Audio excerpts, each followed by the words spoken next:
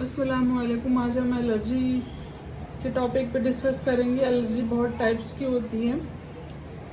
अपन आयुर्वेद में एलर्जी के लिए अदरक का रस और गुड़ का सेवन कर सकते हैं दोनों टाइम, सुबह शाम।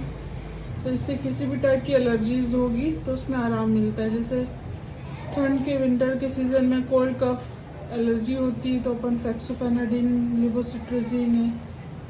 फीवर के लिए पैरासीटामोल, डोलो सब देते हैं।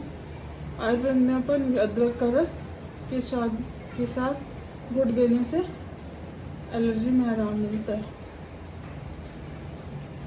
ठीक है, मिलते हैं फिर एक नए टॉपिक के साथ नए वीडियो में। तब तक अपना खूब ख्याल रखिए और कमेंट कीजिए कौन सी डिजीज़ में आपको आयुर्वेद के हिसाब से ट्रीटमेंट जानना है।